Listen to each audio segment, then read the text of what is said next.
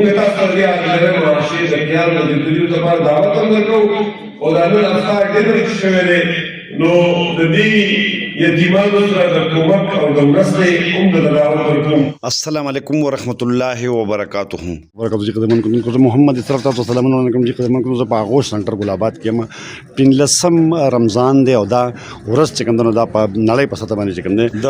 یتیمانو د پاره بین الاقوامي ورځ چې کوم هغه منځل کې په دې سلسله کې آغوش سنټر ګل آباد کې چې کوم دی نو د دې لپاره د افطار ډینر پروګرام شوی چې عنایت الله خان کوم چې د جماعت اسلامي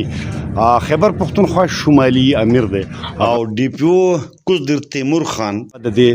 سپیشل میلمانه نور څوک میلمانه دي د هغې وینا څه ده دغه به تاسو وروسته ګورئ. فلحال زه تاسو ته دغه میلمانه خیمه چې کوم په دې پروګرام کې چې کوم دی نو شرکت کړی دی دغه تاسو وګورئ. عنایت الله سي دی هلکه بانک خو نه دی ویلی که نه دغه نور میلمانه ورسره چې کوم دی بیا دغه هم هغه میلمانه چې کوم د خپل پروګرام کې محترم تیمور خان صاحب ډي پی او ډي لویر هغې ته خوش آمدید وایم او هغې ته دعوت ورکوم چې هغې راشي او د مختصر ټایم لپاره شرکاو ته مخاطب شي. محترم تیمور خان صاحب ډي پی او ډي لویر. السلام علیکم حضراتكم ډېر شو او ما خیال دی افطارۍ ته یو 2 غنټه پاتې بس ډېرې خبرې ونه کړم. دوی شکریه ادا کوم د خدمت فاونډیشن چې زه دلته انوایټ کړم او دوی ته شاباش پېښ کړم فیلاسیټیشن ورته پېښ کړم چې دا دومره غټ کار یې خیر وکړي او زموږ ډېر د یتیمانانو ماشومانو کفالت کوي. نو ستاسو ډېر ډېره شکریه دلته راغلی. تاسو ته ریکویسټ کوم چې دې سره مرسته وکړئ او موږ هم ورسره ایز ډپارټمنټ د پولیس ډپارټمنټ او زه په خپله ایز ډي پي او موږ ورسره میکسیمم کوآپریشن او هیلپ کوو. تبارک الله دا یو ځل بیا تاسو ته هغه میلمانه خیمه ده وګوره دغه زموږ د پاره چې کوم سپیشل میز دی هغه طرف ته هم دغه میلمانه ناست دي دغه شان ته دې سایډ ته هم تاسو وګورئ په کبیر بچا د زموږ نور مرګري بیا دغه سایډ ته د هغه میلمانه چې په دې پروګرام کې سپیشل چې کوم راغلي دي او دې ته موږ یو ډونر کانفرنس هم ویلی شو چې دې چې دا خلک چې کوم دغه یتیمانو دپاره د خپل چې کوم سپیشل امداد دی د نغدو په حواله باندې هغه هم مولانا قاسم صاحب ته هغې ته دعوت ورکوم چې هغې راشي او د پروګرام اختتام په دعا سره وکړي. مولانا قاسم صاحب ورسره بیا دغه دي هغه سر ته هم ناست دي او دغه انتهایی زبردست افطار ډینر. ربنا آتنا في الدنيا حسنة وفي الآخرة حسنة وقنا عذاب النار. رب اجعلني مقيم الصلاة ومن ذريتي ربنا وتقبل دعاء. ربنا اغفر لي ولوالدي والمؤمنين يوم يقوم الحساب برحمتك يا أرحم الراحمين. حفیظ الله خاکسار صاحب کوم چې د الخدمه فاونډیشن کوزدر صدر دی. عنایت الله خان صاحب امیر جماعت اسلامی کے بنا دیگر معزز مہمانان گرامی الخدمت رضاکار و جماعت اسلامی ذمہداران ممتاز ټول ته په دې عالمي یوم یتامه کوم په ټول دنیا کې 15 رمضان مبارک 15 رمضان مبارک ورلڈ ارفن ڈے په طور باندې منځله کېږي. الخدمت فاونډیشن هر کال دا ورځ په جوش و خروش سره لمانځي او د دې مقصد دا دی چې په دې دنیا کې او په پاکستان کې بالخصوص چې څومره یتیمانان ماشومان او الله رب العالمین د هغې په سر نه د والد صاحب د سایو چته کړې ده د رسول الله صلی الله علیه وسلم د تعلیماتو مطابق د قرآن عظیم شان د تعلیماتو مطابق موږ ته دا پیغام دی دا میسج دی دا حکم دی چې موږ به دې همت او بچو سره مینه کوو محبت وکړو هغې ته به شفقت لاس باندې کړو. د دې مقصد لپاره الخدمت فاونډیشن د دې پاکستان کې یو برانډ جوړ شوی دی چې دې وخت کې موږ سره 33,000 افغان سپانسر دي او د هغې لپاره د اوش په نوم باندې چې د کومې ادارې قایم شوي دا مې علمي چال الحمدلله روان دی پرېږي. د رمضان مبارک پیغام دی او په دې کې راغله چې معاشري کوم ضرورتمند خلک دي کمزوري خلک دي او یتیمان ماشومان دي د هغې سره مرسته کول دي تاسو ټول د خدمت رضاکار یې ډېر زه مو شکریه ادا کوم دلته په راتګ باندې تاسو ته خوشامد وایو او د الله رب العالمین نه دعا کوو چې الله تعالی څومره صحیح د خدمت رضاکار او دونه سترې مالي طور ځاني طور الله تعالی دا د رمضان مبارک په خاطر باندې الله تعالی ټول قبول کړي الله تعالی لپاره دنیا کې سعادت او آخرت کې نجات ذریعہ وګرځي او آخر زمانه الحمدلله الحمد محترم انقلاب خان سے امیر جماعت اسلامی کے پختونخوا شمال الحمد لله رب العالمين والعاقبة للمتقين. ودي افطار بين هاي جمعية تكون مشتركة. ودي اغوش طالب العلم صحافيون زه سید الله د خدمت د مینجمنت شکریه ادا کوم چې په دې قیمتي پروګرام کې ماته شرکت موقع راکړه او خبرو موقع یې راکړه. زما مخې ته د الخدمت معاونین ناست دي ډونرز ناست دي دا ډېر نوبل کاز ملګري وو د هغې معاونین دي دا د یو ډېر زیاته لوړ مقدره سره مقصد سره وابسته خلک ناست دي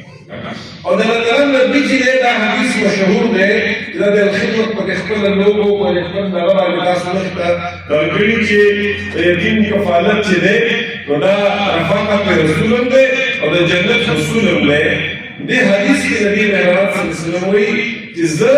او د یتیم کافل به داسې لکه دا دوه نو څوک وایي چې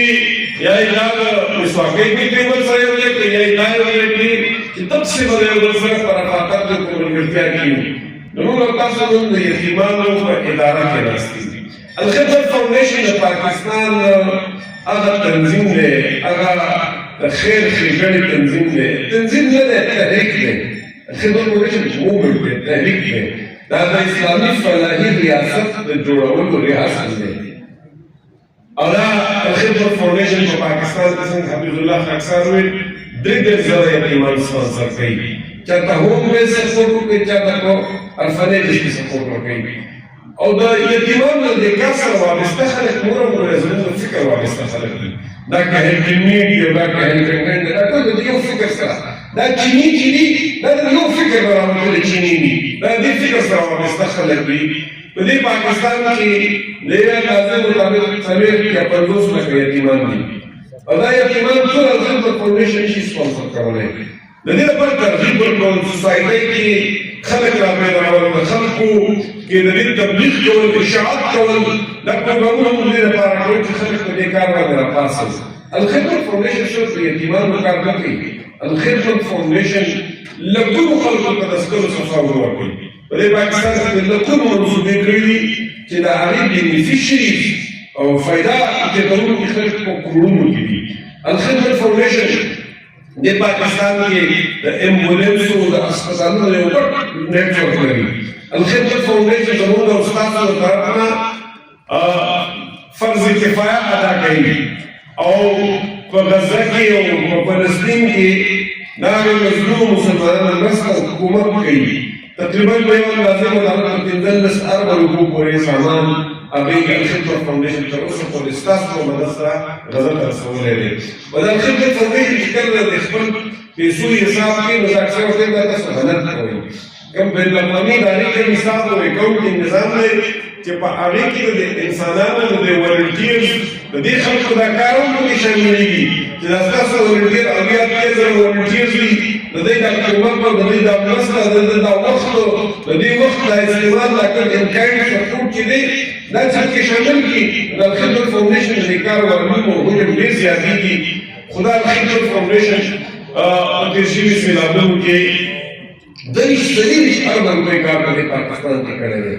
دا د هغې کار نه علاوه دی چې دا مستقل کوم دا بوش په شکل کې ورغلی د امبولانسو په صورت کې زموږ کوم کار دی. دا د هغې کار نه علاوه دی چې صوبې ځان له کوي ضلعې ځان له کوي چې د هغې ټول احاطه کول چې ګناهګان دي. که مجموعي کوو دا ټول د الخدمت فاونډیشن چې کوم حکومت او مرسته کوي دا راجمع کوي نو دا د خیبر پښتونخوا د صوبایي حکومت د بجټ د حکومت او مرسته زیاتېږي. او دا ولې زیاتېږي؟ دا ځکه زیاتېږي چې که د پیسو تعداد کم دی خو دا پیسې په دیانتدارۍ او په امانت سره رسول خلکو ته رسوي چې کله دیانت او امانت راشي نو بیا په کمو پیسو کې هم الله تعالی برکت ورکوي ځکه خو الله تعالی قرآن عظیم شان کې ویلي چې سود الله تعالی کوي او الله تعالی انفاق او صدقات په هغه کې برکت ورکوي هغې ته درود ورکوي هغې ته شورما ورکوي دیو جن د خدمت فاونډیشن په لاس چې کوم پیسې خرج کیږي نو په هغه کې څه کیږي برکت راځي هغه کې نو شورما راځي هغه کې ګروپ راځي هغه یو پیسې چې دا د هغې ویلیو د حکومتي د سلو پیسو نه زیات دی دا خدمت فاونډیشن زموږ د استاد محسن دی دا خدمت فاونډیشن زموږ د استاد سفیر دی دا په پوره دنیا کې زموږ د استاد نمایندګي کوي دا زموږ د استاد ښه تبلیغ کوي ښه نوم موږ دپاره ګټي په پوره دنیا کې او دا زموږ د استاسو دپاره یو چینل راکوي موږ او تاسو ته لار راکوي چې موږ د الله په لار کې په محفوظو لاسو کې په منظمه طریقه په ارګنایز طریقه باندې چیرې چې وکړو موږ او تاسو د هغې قافلې ملګري یو چې کوم په دنیا کې د خیر لپاره کار کوي موږ او تاسو د هغې قافلې ملګري یو چې کوم په دې معاشره کې دی په دې دنیا کې د یو عادلانه نظام د قیام لپاره محنت کوي جدوجهد کوي